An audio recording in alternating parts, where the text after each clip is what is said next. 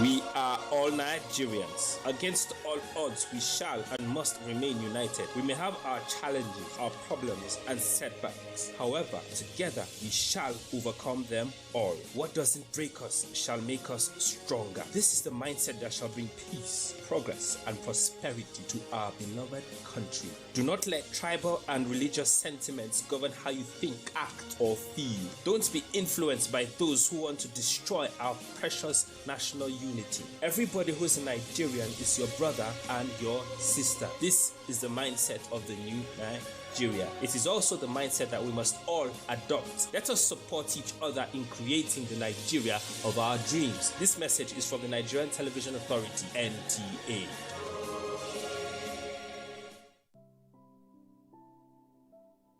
The center is purposely established in order to provide these services that are examinations, medical examinations, and investigations that were not provided for in Kano as well as the entire Northwest region. It should be overemphasized. Just within 1 year, the center attended to thousands and numerous patients as well as medical examinations. NKDC is established in order also to provide these healthcare facilities as a discounted price. This message is from the Federal Ministry of Information and Culture. Coming off a tough road victory, the Reds will face another relegation-threatened team, this time at Anfield. This Saturday, it's Liverpool versus Norwich City on the Premier League Live, showing on the network service of the NTA from 3:30 p.m. The Premier League Live is brought to you by Baba Ijebu and powered by Integral. All right, you are welcome back and you're still watching Good Morning Nigeria on NTA's network service. All our three guests are still with us as we discuss the 2022 seasonal climate predictions issued by NIMET just a couple of days ago. And as the guests have indicated, these predictions have broad-ranging implications, not just on our rain-fed agriculture, but also aviation, more particularly health, as James Ijampi, who is the chief meteorologist, has indicated to us. But Mr. Ijampi, I would like us to take a step back. Last year, we had the predictions. The year before, we had the predictions. And indeed, each year, we have the predictions. Have you undertaken a review of the predictions for 2021 or 2020? How close were you to the mark? How far off were you from the mark? And probably what went right, what went wrong? Thank you. Every year, after the prediction, around October, we do an evaluation of the prediction. And in the document, it is contained in the document where we evaluate the onset, the performance of the prediction. And over the years, we've been having like 70–80% performance skill, high skill. And it helps us to recalibrate the model because there are areas year in, year out we underperform. We now take a look, why are we underperforming? And we look at the various atmospheric or modulators to see why that particular location we are underperforming, and it has been improving. So for this year, I think the skill has improved to about 86% overall, talking about the onset, cessation, and length of season and rainfall amount. And in 2021, the Honorable Minister of Aviation, Senator Hadi Sirika, commissioned us to do an evaluation of the last 5 years in terms of the performance of the SCP as it affects productivity in Nigeria. That document it has been done, and I won't speak to it until it is formally presented to the public. And there we even look at how do rural dwellers and farmers prefer getting this information, and we see that 75% wants it via radio. Then next is SMS. So we have been looking at some of those indicators in terms of communication, in terms of performance of the parameters, and it helps us to recalibrate the model for a better forecast, because you can't get it 100%, but you try as much as possible to tweak the model to see why you are, the reasons you are having challenges. For example, Nigeria is large, and because of the insecurity, we don't have weather stations in some of these areas, or some of those areas, and they have been vandalized. So we have to rely on other sources to complement what we have, and to see that we give Nigerians a better focus. This is part of Juma, critical national infrastructure. I mean, and it's not out of place to suggest, for instance, that some of these vendors who have no value, either for themselves or for critical national infrastructure, may not even understand what they are looking at or what they are vandalizing. So the question there would be, you know, how well resourced are you to continue to perform your very critical function? If I talk about resources, men, women, and material.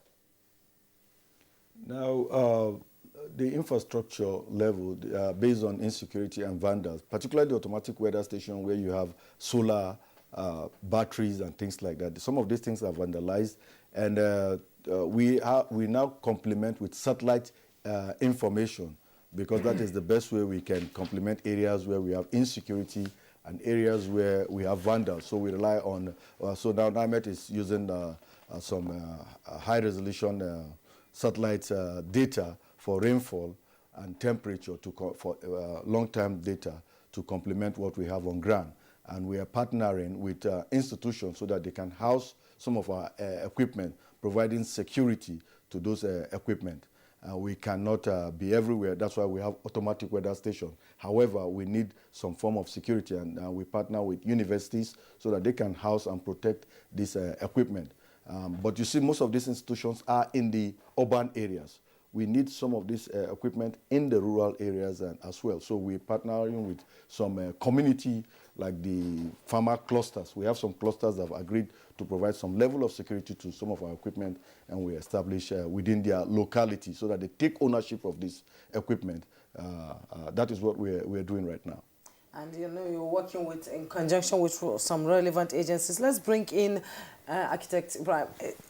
You Kingsley raised the point about the use of radio in communicating to people way down the line into the rural areas. And with this prediction, how can farmers in the rural areas be able to navigate themselves around this prediction? Will you be, what kind of channel of communication, apart from the Android phone and the app itself, how are you going to use the radio? Because growing up as a child, I used to listen to agricultural programs on radio, Noma Tushin Aziki, and so are we going back to that? Of course, this is absolutely necessary, and not even only farmers who do crop or agronomy, even the people who tend to cows and all that, listen to radio.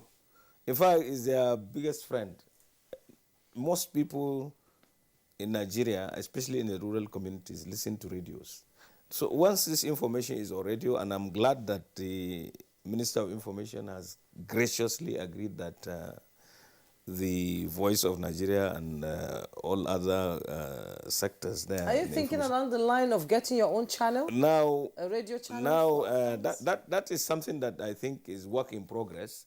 Even the telephone thing, I don't want to talk about the MOA we signed with Afrideco, that there will be farmers helpline.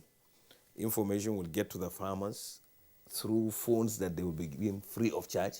We have money now in the CBN given by the World Bank that is supposed to capture the data of all farmers in Nigeria free of charge to the farmers. And along with it, there will be this telephony.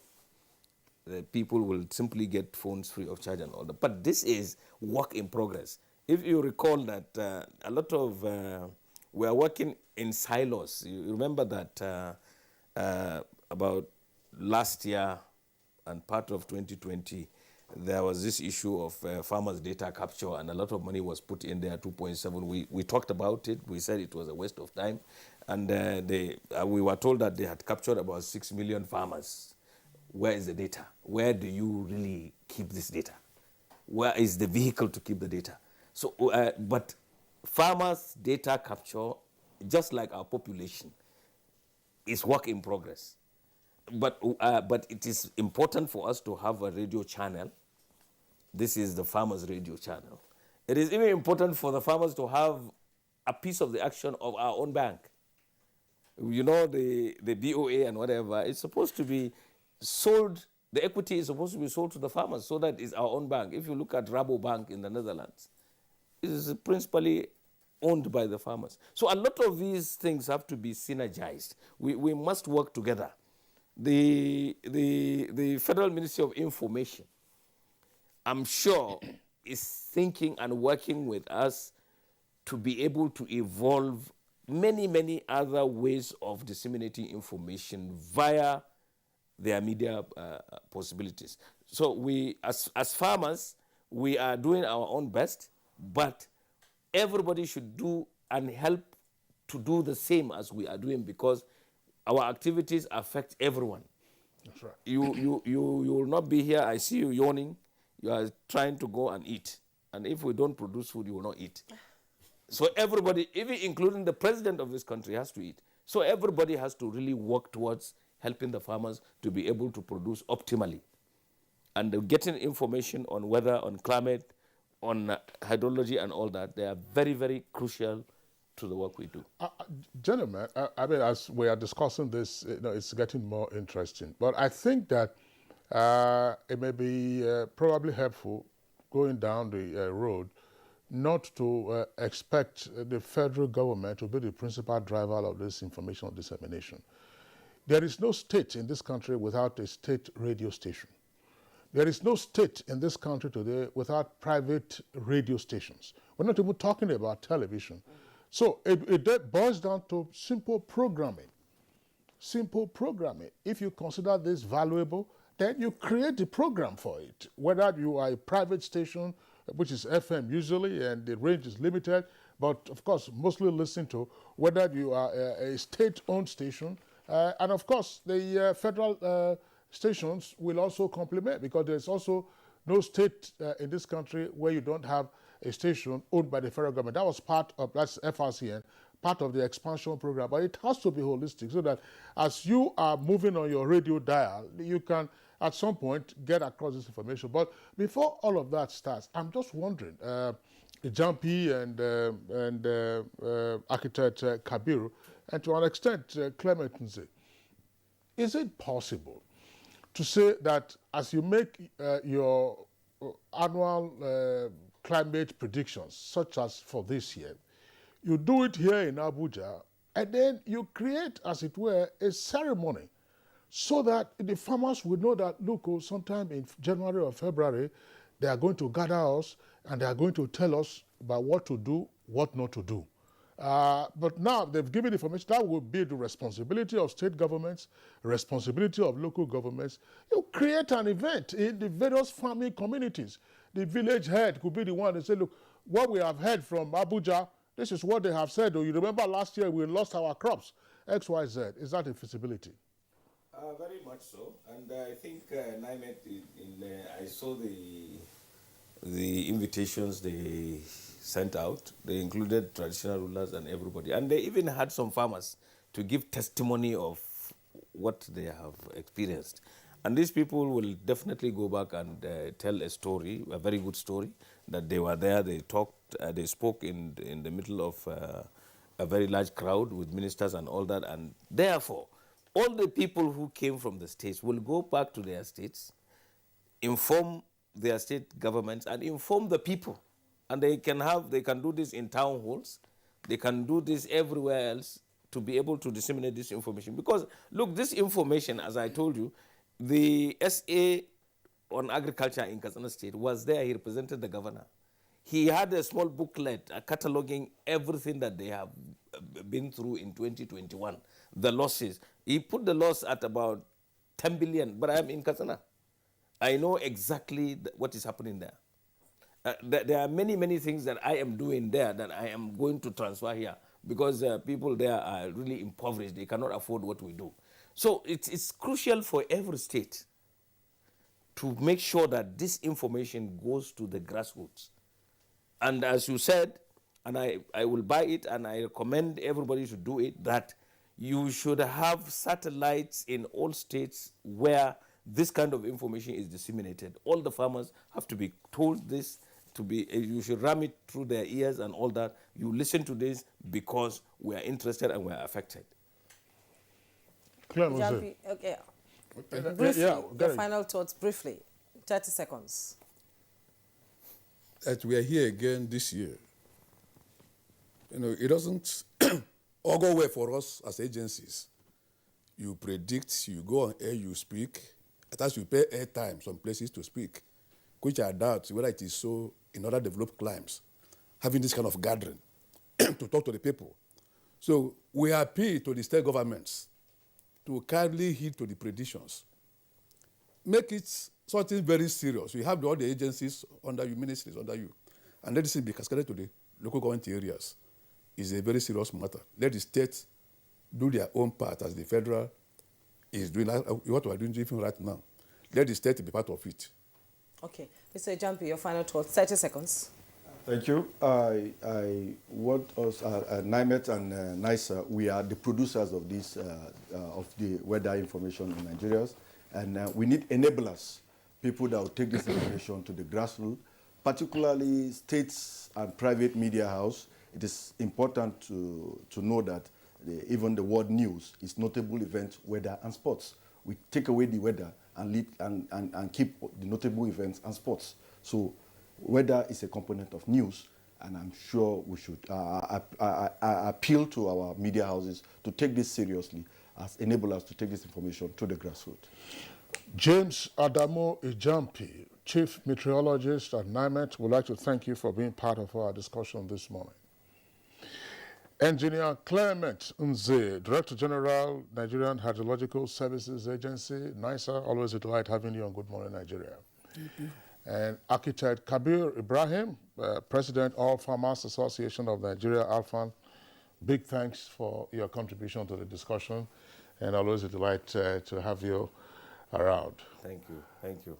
All right, so that does it for our discussion segment. Let's go over now to the foreign scene. Amnesty International has accused Tigrayan fighters of deliberately killing civilians and gang-raping dozens of women and underage girls in 2 towns in Ethiopia's Amhara region last year. The international watchdog says the latest example of the horrific toll exacted by the 15-month war. The rights watchdog interviewed 30 rape survivors, some as young as 14, and other victims of violence to draw a picture of the atrocities in China and Kobo in August and September after rebels from the Tigray People's Liberation Front, TPLF, seized control of the towns. Nearly half of the victims of sexual violence said they were gang-raped, with doctors telling Amnesty International that some survivors had suffered lacerations likely caused by rifle bayonets being inserted into their genitals. A 14-year-old schoolgirl told the rights group she and her mother were both raped by the TPLF fighters, who said that attacks were a revenge for atrocities committed against their own families. Now to Europe, the United States and NATO have said Russia is still building up troops around Ukraine despite Moscow's insistence it was pulling back, and this questions President Vladimir Putin's stated desire to negotiate a solution to the crisis. In Ukraine, where people raised flags and played the national anthem to show unity against fears of an invasion, the government said cyber attack that hit the defense ministry was the worst of its kind the country had seen. It pointed a finger at Russia, which denies involvement. Russia's defense ministry said its forces, part of a huge build-up that has been accompanied by demands to the West for sweeping security guarantees, were pulling back after exercises in southern and western military district near Ukraine. Have always moved forces back and forth. So just that we see movement of forces, so battle tanks doesn't confirm a real withdrawal. It has been a bit up and down, back and forth all the way, but the trend of the last weeks and months has been a steady increase in the Russian capabilities close to Ukraine's borders. So Russia retains the capability of a full-fledged invasion of Ukraine. And Sports Update is next. Plateau United of Jos moved to the summit of the Nigeria Professional Football League following a 3-1 win against Shooting Stars of Ibadan in their match-day 13 encounter at the new Jos Stadium. The host took the lead through Muhammad Sukufilo in the 8th minute, while Oluwaseyi Okewo equalized for 3SC 3 minutes before the break. The Jos outfit regained the lead in the 78th minute, courtesy of Albert Ilari's fine strike, with Salas Nerot adding the third goal from the spot 4 minutes later. Fidelis Ilechiko's side now top the standings with 27 points from 13 games. In the other Wednesday's results, champions Akwa United recorded the only away win of the day, edging out Remo Stars 1-0 in Ikene, and in Ilorin, Kwara United peeved Eyimba FC 1-0.